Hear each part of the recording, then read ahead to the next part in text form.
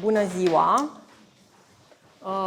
Numele meu e Cristina Modreanu, împreună cu o echipă excelentă, aș spune, de la Facultatea de Teatru și Film de la AUBB, am început un program de cercetare pe care vrem să vi-l prezentăm astăzi.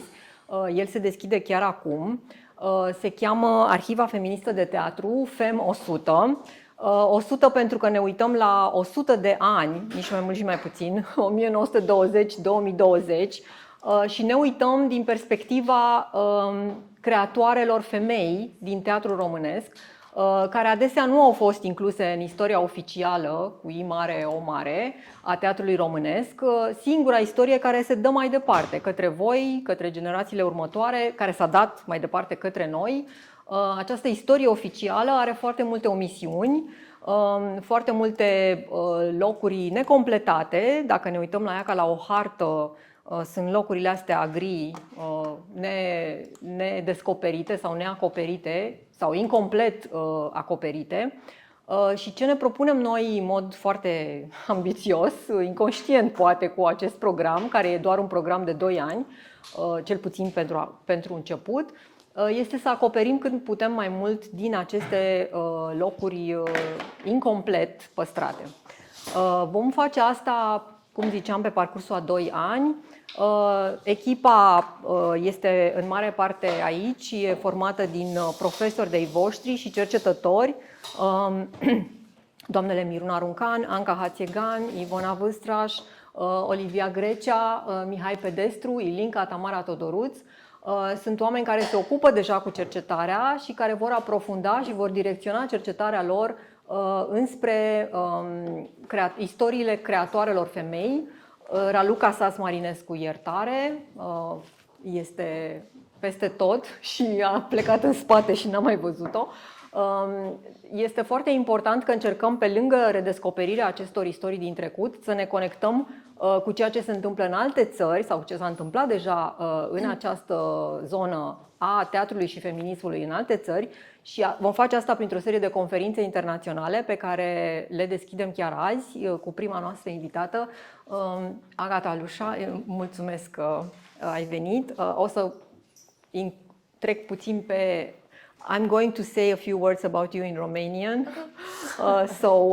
Agata este profesoară la Institutul Culturii Poloneze din cadrul Universității din Varșovia și membră în bordul European Association for the Study of Theatre and Performance și coeditoare a jurnalului acestei asociații, European Journal of Theatre and Performance. A publicat mai multe articole internațional și 2 cărți, dintre care cea mai recentă, Polish Theatre Revisited, Theatre Fans in the 19th Century University, pentru că Agata este nu numai cercetătoare de obsedată de istoria secolului al XIX-lea, cum spune ea, ci și o feministă inspirată de femei din trecut și o fană a poveștilor fantasy și gothic. În această perioadă lucrează la cercetarea unor evenimente din perioada colonială a Poloniei, cu speranța de a preveni eventuale viitoare reluări ale stereotipurilor rasiale din Polonia contemporană. Agata, please. Thank you. You have the word. Thank you, Cristina, for this introduction. Welcome, everybody. It's a great pleasure to be here. Thank you to the organizers for inviting me and giving this opportunity to participate in the inauguration of your project, Arhiva Feministă de Teatru. Yes. And of course, great thanks to the Universității Babeș-Bolyai for hosting me. And it's also a great opportunity to share with you some remarks about my and my colleagues' experiences from working on a very similar project in Poland. So I would like to emphasize that, of course, I'm speaking here not only on my behalf, but also on behalf of a team of researchers. There are at least a dozen of us. There were 13 researchers in the first edition of Hypatia and there are 14 in the second edition. But in fact, there are many more people involved who are helping us with technical issues, with digitalization process, etc., etc. So I would like to very much acknowledge their input in this project and in my today's lecture. So as you can see, Hypatia, the Women's History of Polish Theatre, a feminist research project, is already an adolescent, so to say. It has lasted for more than 12 years so far. The first edition started in 2012 and was led by Professor Joanna Krakowska, and the second edition started 2 years ago. And its principal investigator is Katarzyna Kiłakowska, and it's a really hard job to get all those 13 or 14 researchers to cooperate and come up with some serious results, as you can imagine. I would like to particularly acknowledge also Dr. Katarzyna Kiłakowska's input in the theoretical angle I will present today, as some concepts that I will discuss we have developed together a couple of years ago, and we of course wanted to publish an article about that, but then children happened, COVID happened, and we're still working on it. And then a group of people that you can see in the bottom of the slide: Ksawery Stańczyk, Agata Chałupnik, Staszek Godlewski, Ewelina Godlewska-Beliniak, and Krystyna Duniec.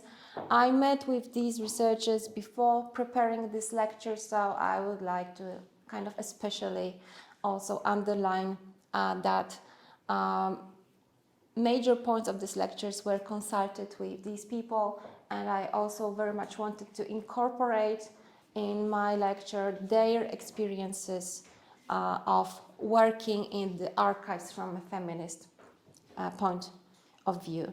So as you can see, it's not all female ensemble. You don't need to be a woman to be a feminist. So when we started the project, we didn't know what to expect. We didn't know what it meant to be a feminist scholar in theatre's archives, and how this self-identification would determine our presence in the archives. But most of all, we just didn't know what was in the archives, so to put it.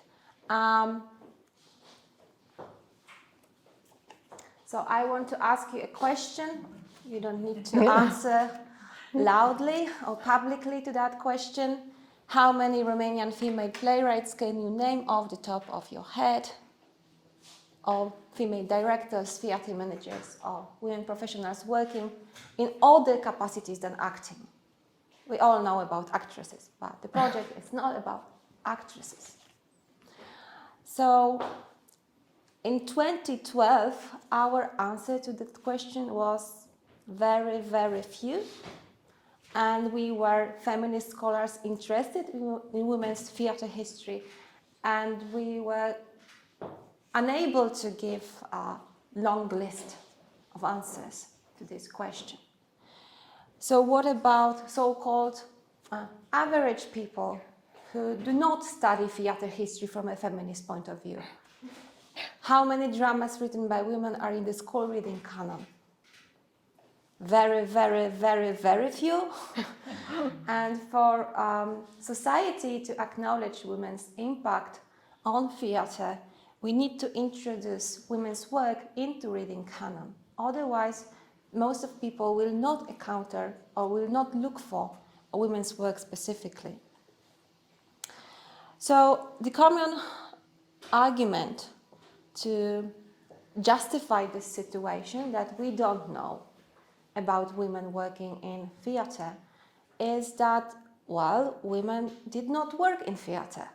So their absence from theatrical discourse is grounded in their absence of theatrical production and performances in other capacities than acting, of course. Well, it turned out very soon, after the initiation of the project, that this argument is false. So the major accomplishment of Hypatia, in my opinion, was debunking of this argument that absence of women in theatre history discourse is grounded in their absence in theatrical life. So to say, symbolical absence is parallel to real absence. That turned out to be untrue. And I will give you a few examples.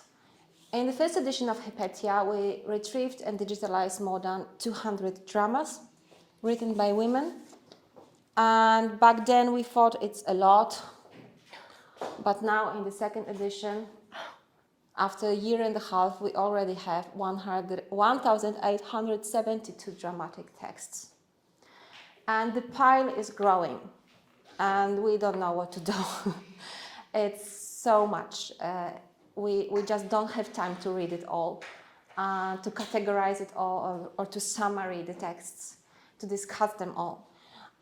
This huge increase is partially a result of COVID situation. So in Poland, through the pandemic, many theatre institutions turned to their archives and started to digitalize archives. So now when we ask, for instance, theatres, do you have any women's texts in your archives? It suddenly turns out that yes, they have a lot.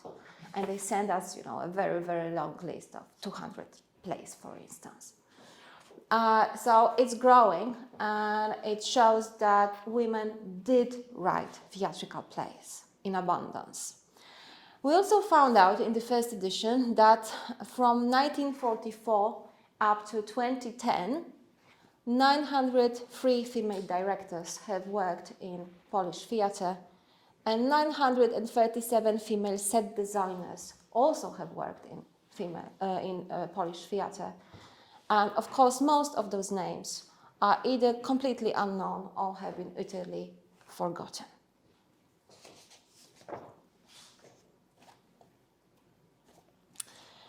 So as a research team, we have distinguished three principal areas of our research to order our findings and structure our work.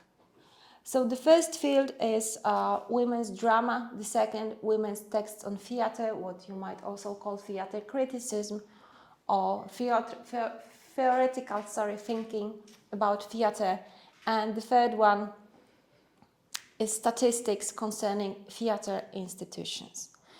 And the first edition of Hypatia in 2018 resulted in the publication of 3 volumes that corresponded to these respective fields of our research.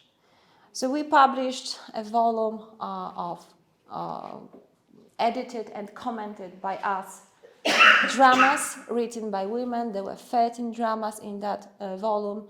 We called it the book Of Female Gender. I will speak about that in a moment.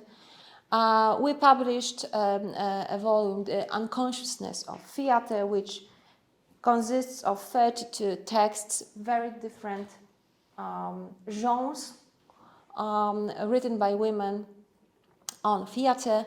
And then we published a volume called Agora, which contains statistics showing how many women worked in theatre in the capacity of a theatre manager or artistic manager, how many premieres were directed by women, how many texts written by women were staged.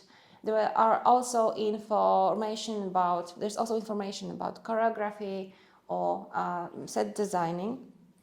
So these statistics, I wanted to bring this volume, but it was so heavy, and I have just hand baggage, so I gave up. But it contains mostly numbers, so it speaks to everybody, regardless of your language, and it reveals really a lot.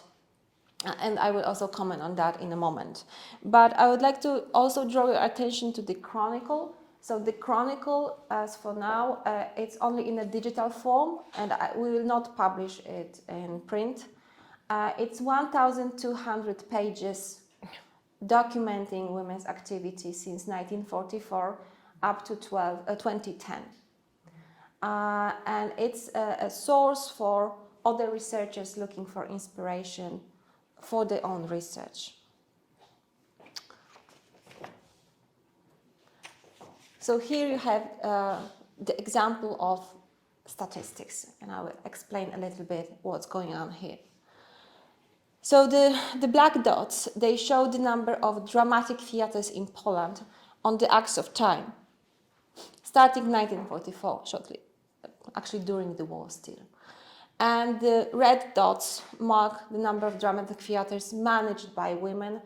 So a woman was either the main manager of the theatre or the artistic manager, who is very often more important than the main manager in terms of the artistic vision and employment and, you know, everything.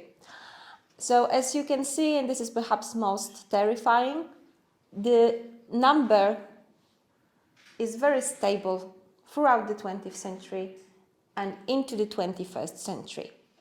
So nothing really changed after the transformation, so-called transformation in 1989. It's always between 7 up to 20% of theatres, dramatic theatres, are managed by women. And the highest score we have in the 50s, which was very much due to the after-war situation. So this is a structural dominance. It's really not personal and it's not accidental. It's enduring structural male dominance in theatre management in Poland. And these are statistics for dramatic theatres. We have similar numbers for musical theatres and puppet theatres, which we kind of analyzed separately. Okay, so the question is what we can do with this knowledge that comes to us from the archives, through the analysis of the archives. I want to stop here and talk a little bit about theory and talk a little bit about a researcher, a thinker who, for me personally, is extremely important figure, Michel Rovtre-Trouillot. However, I need to stress that this is not a researcher or a book that I encountered during my feminist women's project, but the one that I encountered on my, so to say, colonial research path. But Michel Rovtre-Trouillot, in his book Silencing the Past, Powering the Production of History, and if you hear Foucauldian echoes in the word power, you're perfectly right. Rovtre-Trouillot understands power as power knowledge in Foucauldian terms, and I think it's important here. So in his book, he asks about the process of the production of history. So it's very much relevant to everybody who's interested in how certain groups of people, certain events are marginalized in the dominant theatrical discourse. Trouillot himself, he was an American anthropologist and historian, but of Haitian origin. So he needed to flee Haiti during the due to political repression, and he spent most of his time in the US and working in US academia, but he was interested in Haitian history and society. That was his basic material for his theories. So Trouillot writes that history is always produced in a specific historical context. It means that we as historians always need to pay special attention to historical context in which we produce the history and which the history that we want to analyze has been produced. To paraphrase Michel Rovtre-Trouillot, who asks, is it really inconsequential that the history is written in the same world in which most of the boys want to be cowboys, not Indians? We can ask, is it really inconsequential that the history of theater is written in the same world where the majority of theaters are managed by men? Or to give you a very quirky example from Polish language. In Polish language, when you want to say a director, you use a word reżyser. But if you want to say a female director, you need to add to the male form feminine ending, and you come up with the word reżyserka. The problem is that reżyserka means also, or predominantly, it means a room where the director works. And it's the primary meaning of the word. So is it really inconsequential that the history of Polish theater is written in the same word, where the same word, reżyserka, denotes a female playwright and the room where is the workstation of the director?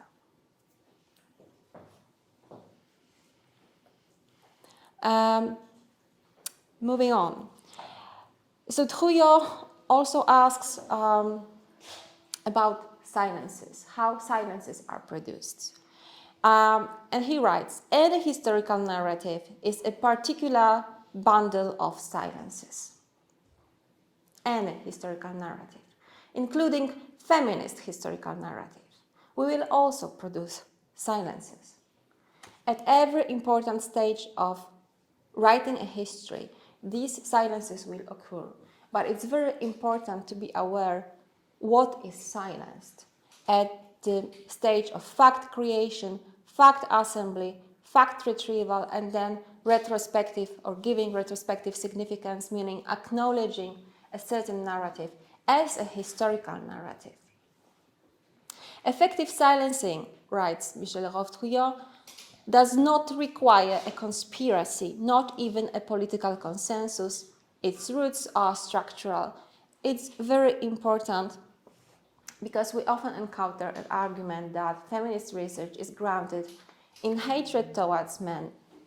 It's really not about hatred towards men or about resentment. It's about seeing and understanding structural asymmetry between genders. Further, Michel Trouillot analyzes different formulas of banalization or formulas of erasure that lead to silencing certain groups or people or events in historical narrative. So now I would like to talk a little bit about mine and Kasia Kłakowska's theoretical concepts that we developed while working with archival material and summing up what we have found in the first edition of Hypatia. So we are interested in archival power, meaning what is and what is not a serious object of research and mention. What does it mean? It means what are we able to see when we enter the archives? What are we programmed to see when we enter the archive? And what we want to find? And what we are able to find? We came up with, Kasia, with 3 governing rules, or you might say rules of remembering, because they decide what is appreciated, acknowledged, cherished, and persists in time in 3 different areas of theater production. And because I talked at length about these rules when Christina some time ago invited me to give an online lecture, I will just very briefly explain what is it about, and if you want to continue the discussion about them after the lecture, I'm more than happy to elaborate. So, the status rule governs the field of direction, and it can reveal itself in the modernist concept of a godlike director. I'm sure you're familiar with that. In Poland, it means that you need to know who Kantor was and Grotowski, and nothing else matters. It doesn't matter that you work in 19th century, for instance, or that you are interested in feminist practices. You need to know who was Kantor, who was Grotowski, and preferably read all the books, which are many. Then the status rule reveals itself in the asymmetry between center and peripheries, understood both geographically but also symbolically. For instance, dramatic theatres versus puppet theatres. Much more women were managing puppet theatres than dramatic theatres throughout the 20th century. And then, of course, we have awards, which are also connected to status rule. And the statistics that we have created, or retrieved rather than created, shows that, well, it's hard to get an award if there are no women on the jury panels, like at all. Then we have manifesto rule for the theory field. It turned out, in our research in Poland, that theater practitioners, female practitioners, did not like manifesto. Manifesto was not their form to express themselves. They, first of all, rarely spoke unasked, and if they did, they preferred letters, interviews, diaries, this kind of genres which are not included in collected volumes of theatrical manifestos. So we have volumes of theoretical writing on theaters, and you have, for instance, 40 texts and one is written by women. Why? Because women did not write manifestos. They commented on a lot, wrote a lot, but not in the form of manifesto. And furthermore, very often women started with the practice. So their theoretical texts were grounded in the practice and the working with other theater artists. While manifesto presumes that you start with the theory and practice only comes afterwards. And then a self-explanatory rule drama was staging for the field of drama, which translates into such a situation that whenever women wanted to present topics and use forms that were relevant for the gendered women's lived experience, they were ridiculed by male critics because the form that they chose or the topic that they chose did not conform to the rules of a good drama, rules that were created, established, reinforced throughout the centuries and which reflected male perspective. Understood, of course, in a constructive way, not in a simply biological way. So I will give you an example. I'm sorry, there's something with the letters. I'm not sure why. It's probably because I did the presentation on a Mac notebook. I hope you can see more or less what's written here. So I will read it to you. A woman wrote, a woman directed, and a woman set the scene. Everything is of female gender. And now you can see where we got the title for our collected volume of female dramas. The curtain rises and the action of the comedy begins on stage. Everything in quotation marks, suggesting that it's not the real curtain and the action and the comedy, etc. The only thing missing is meaning, which is of male gender. Humor, which is also of male gender. There is, however, boredom of female gender. This was written by a very influential Polish intellectual, Antoni Słonimski. He was very active in the interwar period, but also after the Second World War. He wrote this in his review of Type A, which was a play written by Maria Morozowicz-Czepkowska and directed by her friend Zofia Modrzewska in Warsaw in 1934.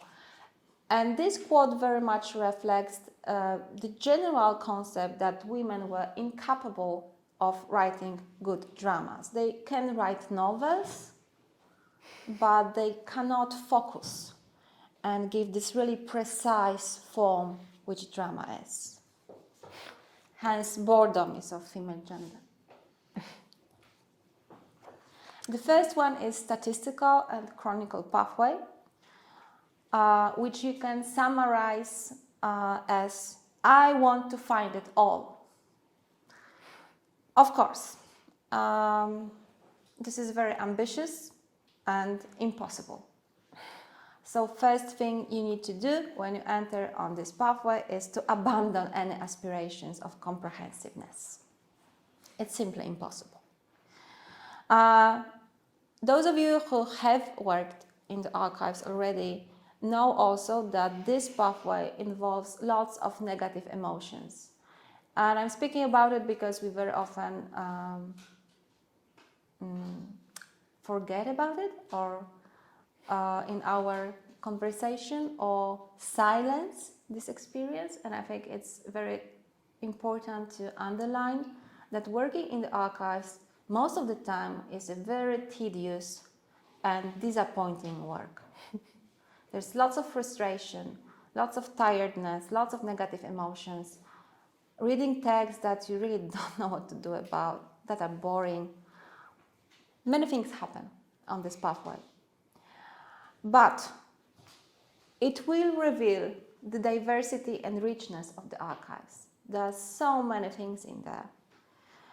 It will also give you an insight into the image of the era if you focus on a specific period of time. It will be a very diverse mosaic of voices, polyphonic, pluralistic. It's worth it. But most of all, through this pathway, you create sources for other researchers because it is a documentation process. And by creating these sources, you provide material foundation for remembering of women's artists. So, on this pathway, most of the silences that will occur are of technical nature because you simply can't find it all. But you can also go on an interpretative pathway. This is what we do when we decide to publish 13 volumes, 13 dramas in a volume. So for instance, we try to upload as much text as possible on Hypatia webpage to make them accessible for other people interested in women's work. But we will not publish all these texts. We need to choose what we publish in print. So this is interpretative path. I want to find something specific, contrary to I want to find it all. But of course it's very tricky. What are your criteria? How will you choose those 10 dramas or 15 dramas for the publication? The first risk is that you will simply replicate the same hegemonic governing rules that we talked about a few minutes ago. Why? Because they are hegemonic governing rules. We are not immune to them. One of our basic experiences, especially at the beginning of the project, was such a bad text. Like, I can't read it. And many other words which are less censored, so I won't use it then. And then we realized, okay, but what does it mean, a good drama? Like, we're doing it, like we're replicating the model that we want to undermine. We're not immune to these hegemonic rules. So you need to be very cautious not to fall in the trap of this desire to do something that will be widely cherished, accepted, and appreciated by the establishment. But then there's another risk, and it's also worth remembering. It's the risk of the silences that we will produce from the feminist perspective. So we need to accept the fact that we will produce silences, but it's always necessary to ask yourself, what kind of silences will you produce? Okay, so what silences are generated by the feminist system of norms and values when you enter the archive? Should a feminist research project be only about feminists, or only about women and events that forwarded women's emancipation? It can be, but is it the only possible way? So some case studies from the first edition and from the second edition. So in the first edition, I met Maria Morozowicz-Szepkowska, and it was a wonderful meeting, perfect match, you might say. So she was one of the leading feminist voices in interwar Poland, and we did know a little bit about her because she was known from her play about abortion, The Case of Monica, staged in 1932. It was staged in a kind of prestigious avant-garde theater, so it persisted in the archives. Okay. It was published, it even made into Hollywood. It's true, it's a fact, Hollywood made a movie based on a play, The Case of Monica. What we did not know was what she did after the war, what was her entire biography. So we got in contact with her granddaughter. It turned out that her granddaughter had a few boxes of her manuscripts. In those boxes we found at least 30 dramas that no one heard about. So it turned out that she did not stop right after the war, and that she kept writing also after the Second World War, but no one was any longer interested in what she had to say. So we digitalized all that work, uploaded it to our webpage, and were very satisfied with the results. We also picked the play Type A that Słonimski criticized so vocally. Of course, we picked that play for our volume of collected dramas. We thought it's a good choice to do that. So, as I said, it was a wonderful match to digitalize, to research, to share knowledge about her. She was kind of a grandmother or grandmother of the project.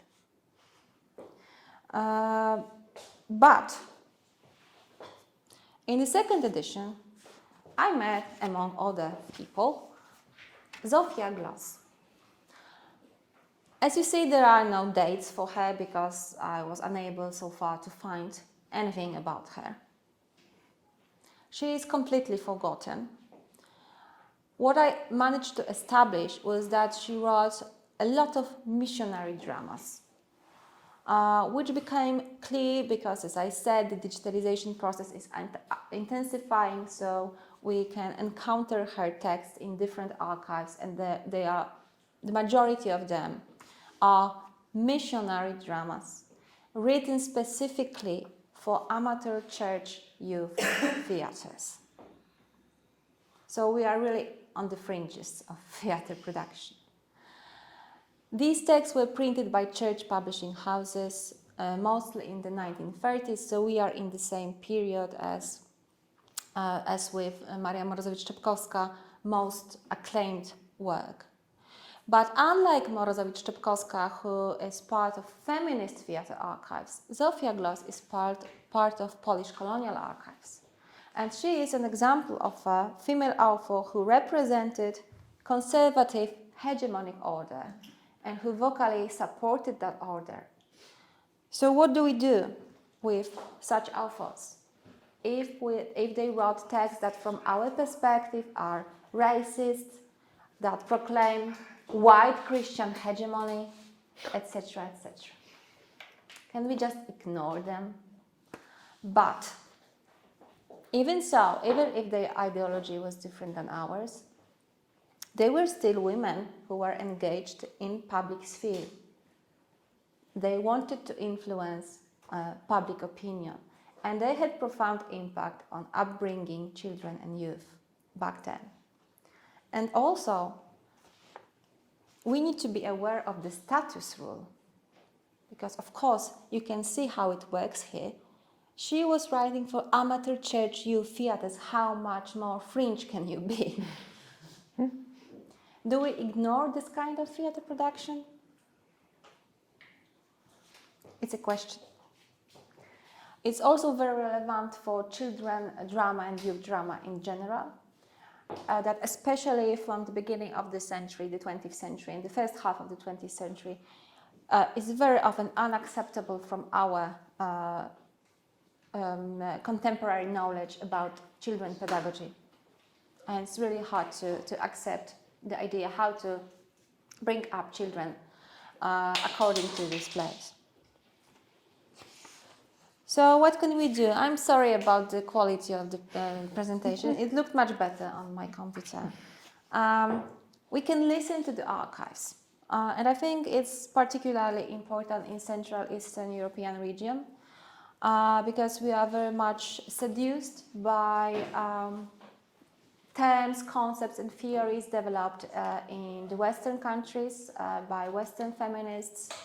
Very often they are useful, but I think we need to tread cautiously, remembering that experience of women in Eastern Europe differs from experience of women in Western Europe or in US, especially after the World War. So for instance, in Poland, and I suppose it's relevant also for other countries in the region, the post-war propaganda proclaimed full emancipation of women. Of course, women felt too emancipated, actually in Poland, because they worked 2 shifts, at home and at work. Yeah. So how could they identify themselves with the fight of Western middle-class feminists who demanded possibility of professional life? Polish women did not want to have this possibility. It was not of their primary concern. They had to work either way to support financially their families. And also in Polish context, and I'm sure you have similar for Romanian context, there were such significant social factors and social historical factors as the struggle for independence, which successfully silenced all other emancipatory processes, including women's emancipation, but also the Catholic gender paradigm, which you can see in the case of Zofia Gloss. There were many women involved in church activities, also in the field of theatre. So what about them? So I think that we need to be empathic and honest when we enter the archives. We need to try to listen to the archives, what they need to say to us. And if it's in recognition of our findings, sometimes we need to modify our goals. For instance, when we realized that so many women engaged in writing dramas for children and youth, we decided that 1 volume will be dedicated solely to drama written by women for youth and children. When we also realized that women, instead of writing manifestos, focused on theater pedagogy, we decided that 1 of the volumes will be solely about theater pedagogy as imagined by women practitioners. Then we can also create archives, and it's not only about digitalization that I spoke about and sharing of women's works. However, it is vital because, as I said, the accessibility of works is the material anchoring of the memory, social memory of the authors. If the works are not accessible, no one will remember them. It's pretty simple. But we can also create the archives actively by entering into conversation with living artists. We can register this conversation and then again share. So within Hypatia we have this separate strand of interviewing living female artists, and in first edition we recorded 31 interviews, and in the second edition we plan to add another 40 interviews to this pool. These interviews are accessible on our YouTube channel, and some of the videos have more than 100,000 hits. So it's quite a lot actually for theater history. Yeah. But it also shows that this form of, this type of source can generate interest also among people who are not like openly and self-confessed theater history amateurs. Yeah, so also for other type of public. And coming to the end of my lecture, I return to the question about a feminist label. So I spoke a lot how this label impacts ourselves in the archives. I think we need to keep asking these questions to ourselves, that it's part of a feminist intervention into archives, self-awareness, and acknowledging of one's position in the archives and towards the sources. But on a in more practical terms, we can also ask how a feminist label impacts our funding. You got your project funded, so it's not bad, but I will tell you two brief anecdotes. So in 2012, or 10-11, when Joanna Krakowska worked on the application for Hypatia, she is a full-time employee of Polish Academy of Science. She prepared the application and she needed the signature of her director, a woman, by the way. And the director refused, arguing that it's an ideological project and she did not want her name to be put on such an application. That was in 2012, that was not in 19th century. Very recently. So Joanna needed to take her papers and find a different institution that would host her project. And she went to Theatre Institute in Warsaw, which back then was a very, very progressive institution. Not now, back then. It was overtaken by our conservative government, but back then it was a very progressive institution. And we realized Hypatia, the first edition of Hypatia, not in Joanna's institution, but in a separate institution, Theatre Institute in Warsaw. Fast forward to 2020, Kasia Kołakowska is having the final interview to get the second edition financed. So she's sitting with the committee who will make the final decision, 2020 is time when we have been already governed for a long time by our very conservative party, who had really interfered with the funding processes. Kasia crossed out a feminist research project from the title of the project because she knew that would be too much for the new reality that we were living back then in.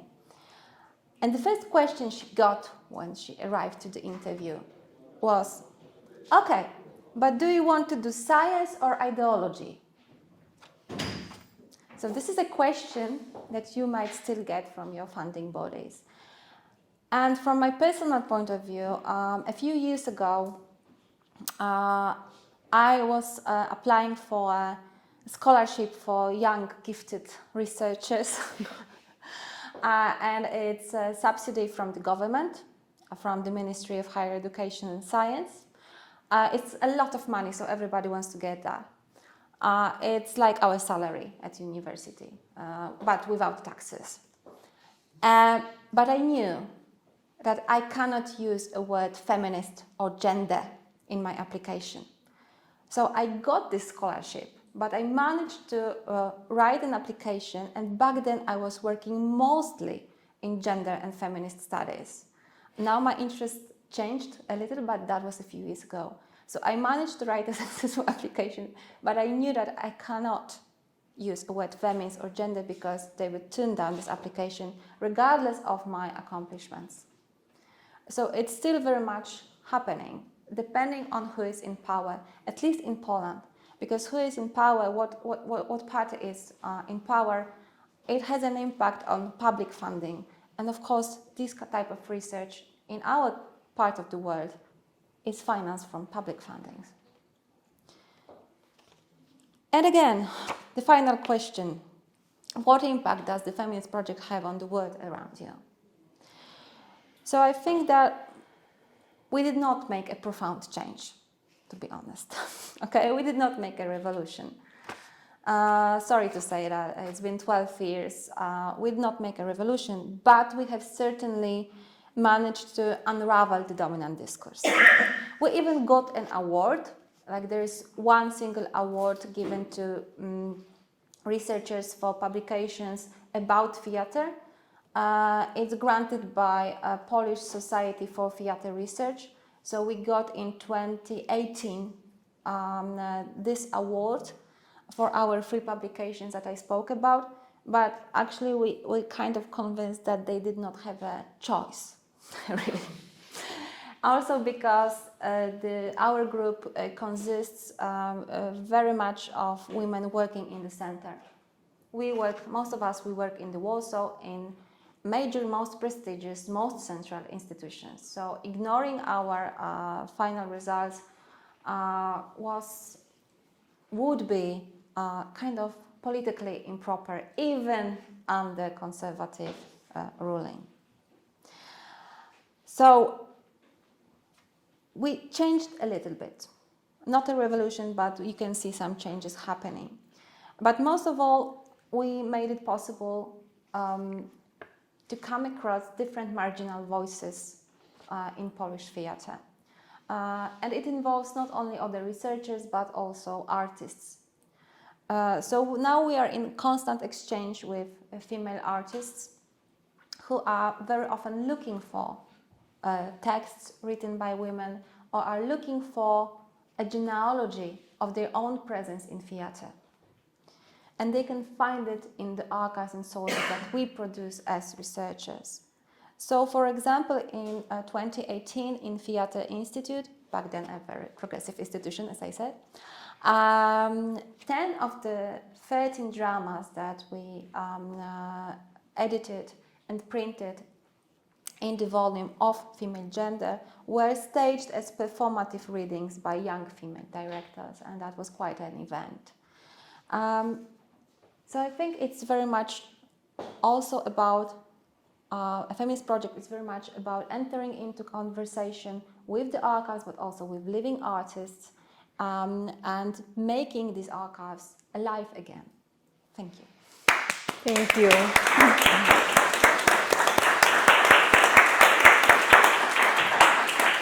Thank you, Agata. I think you can add to the list, even if it's not such a big list of things that you managed to accomplish, the fact that we are inspired by your work and we are trying to do something very similar, and you are one of the inspirations for that.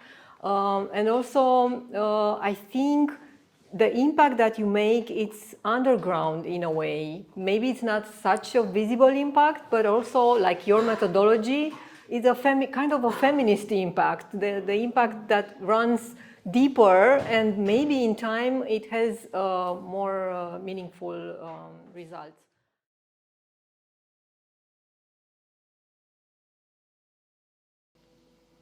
I have a question regarding your book with the statistics.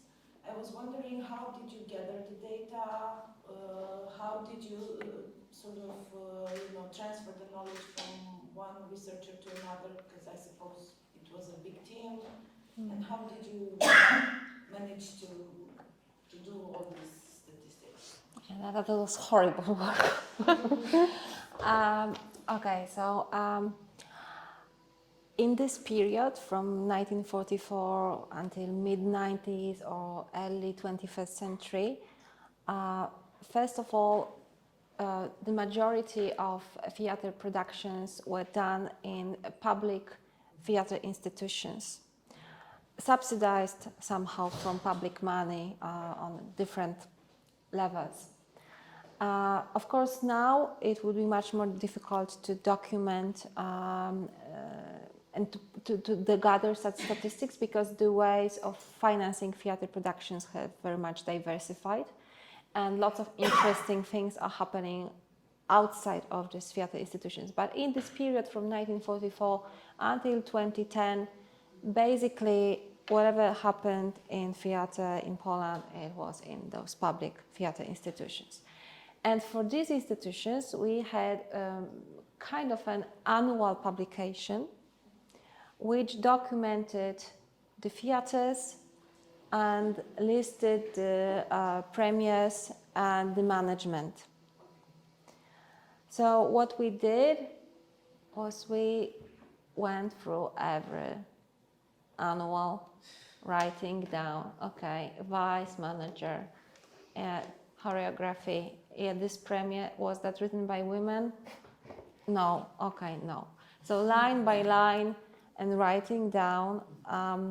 I remember that was really horrible job.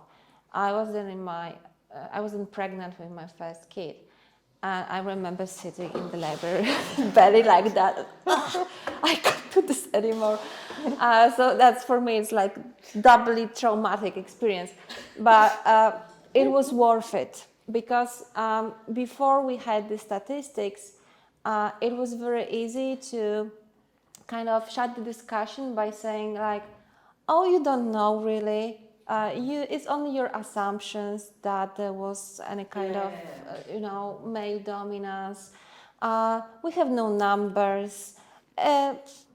This is not basis for the discussion. And then when we gathered all this data, we counted everything. Then we had some smart people to create these graphs that would actually show to the like people what was happening in there. It all started to live, and it became an argument that could no longer be easily refuted in a discussion. So that was a very powerful publication, but it was also very depressing, having all those graphics and those statistics showing this persisting subjugation of women in theater field on structural level. Yes, but we had this kind of raw data that we needed to analyze and transfer. How many years did you gather the data and digitalize them? There were like dozens of us doing this job.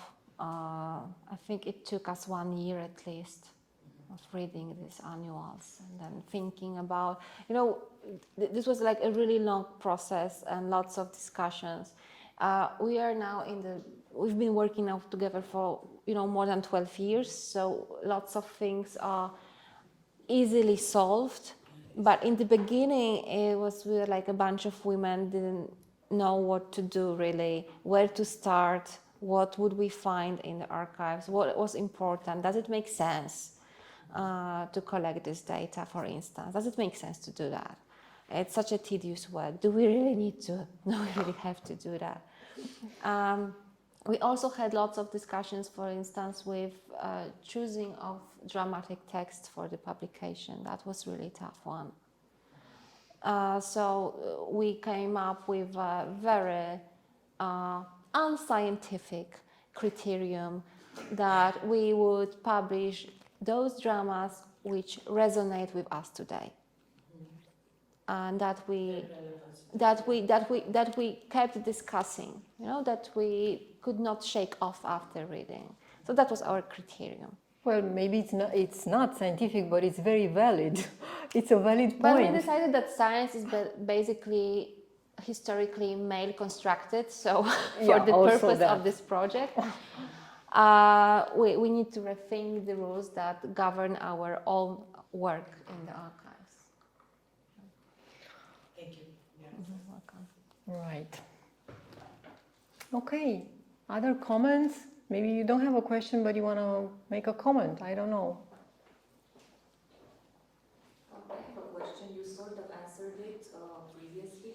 Thank you for the presentation. It was very helpful, I think, for us engaged in this process, and for further, I think, research processes to see the longevity and all the resources that you manage, which are in a way superior time-wise and so on. In many ways. In many ways, but still it's giving hope. I was wondering, because you mentioned all these points of not knowing what to do and of questioning whether we have this feminist filter, what does it mean to be a feminist, and we have this anti-feminist feminist. So basically the question is, looking back at these 12 years, or maybe more years of your concern with doing research from a feminist perspective, whether you are able to identify some points where this feminism changed meaning for you, how looking at how the word feminism and being a feminist researcher changed for you, and whether that's part one, and part two, whether looking back you have some maybe suggestions of working with the feminist methodology in a group, because I'm sure you managed as a group to find your own way of working, and I think that might be helpful for us maybe. So I will start with the last question. A feminist research team means a lot of talking, and it's not always good for the progress of the project, as you can imagine. Sometimes things need to be done, and sometimes someone needs to make a decision. But we were always trying to not really find a compromise, because compromise is a false idea. Indeed, someone needs to resign from something to achieve a compromise. But make a decision with a feeling that we considered different solutions and that everybody's voice was heard, even if it did not make it to the final, so to say, result. Because sometimes it's not, it's just not possible. Then again, we try also to share our work more or less equally, like acknowledging the personal situation of every researcher. So it was pretty obvious that if someone had a 1-month kid, cannot do as much as someone else. But we never, in financial terms, we started to, for instance, we tried to pay everybody the same salary for their work, even if someone this month or the next month worked less, because personal situation demanded that. So we try to share equally and to acknowledge our own input. We very often presented ourselves as a team, unless it concerned someone's individual research. I'm sorry, what was the first question? I got stuck in the memories. The first was how and whether feminism and feminist researcher changed for you personally, of course. Yeah. When this project started, I was still doing my PhD, so it's a long time, and I had no kids, which is also a changing, really life-changing experience, also in terms of self-definition and feminism definition. So I think I became more aware that feminism can have many faces, I would say. So somehow my feminism became more inclusive. I was never very fond of strict definition of feminism. I always like to talk about feminisms in plural, and try not to hierarchize them. Of course, there is an option that I'm much more inclined to, but I try not to dismiss other feminisms. And I think that with the passing of time, I'm trying to be more inclusive and trying to hear more, listen more perhaps. But it doesn't mean that I got kind of softer. I would rather say that I got radicalized. So I'm sort of very accepting towards other visions of feminism, but I'm also convinced that feminism attitude is absolutely necessary in my political reality. So the last decade or so for Poland, for Polish women, was a really demanding period. It was horrible. And we lost everything. We lost basic right to decide for ourselves in terms of our body. And we had to go to the street, we had the black protest, etc. And it actually made us realize that they are not listening to us when we are good girls. I also realized that no one listens to me, that no one will help me at my institution if I don't state clearly, sorry, I can't do that, I have 2 small kids and I just can't meet at 6 p.m. Because that's what usually happens, you know, at my university when we have a meeting, like, okay, 6 p.m., it's good for everybody, everybody finishes classes. And I go, no, sorry, I need to go home sometimes. So in terms of also applying feminist ideas to my own personal life, it's like you ask personally, so I'm answering personally. Also, aside from Hypatia, which was always very, very thoughtful and considerate about our personal life. And we even have a picture from 2015. I think 3 or 4 of us that year bore a child. So we had a meeting in cafe. It was a beautiful summer day. And we were sitting, like I think the 10 or dozen of us, with those 4 small kids breastfeeding. The meeting started 1 hour and a half later than we anticipated. I remember myself, I was late at least 1 hour. I just couldn't get out. My daughter had 1 month back then. And it was like amazing. And we still managed to have some conversation. And it wasn't a problem that we had those babies with us, because it was considered something beautiful. And that is something you cannot imagine, to bring a newborn to a meeting of your section at the institute. It's just not possible. Especially back then when it was all male directed. It changed a little bit, but back then that was something very private. If you have a kid and you need to breastfeed, it's your problem. Please don't bring it to the workplace. I can't not bring it to the workplace because I had milk, so it's with me, you know. But I think that it's important for me as a feminist. I realized when I was younger, I was very strong in theory, but I had problems with translating this theory into my own personal life and professional life. So I think that Hypatia also gave me strength to do that,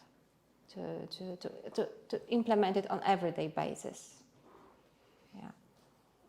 Wow, mulțumim. Oh, thank you. Yeah, if it does at least this for everyone involved, I think it's going to be a success. But I hope it's going to do more, even if we have less resources. And I remember when I wrote to you and I told you that it's a 2-year program, you said, oh my God, it's not enough. And I said, yeah, I know, but we have to start somewhere. We need to start somewhere. So sure. This is where we start. Thank you for being here.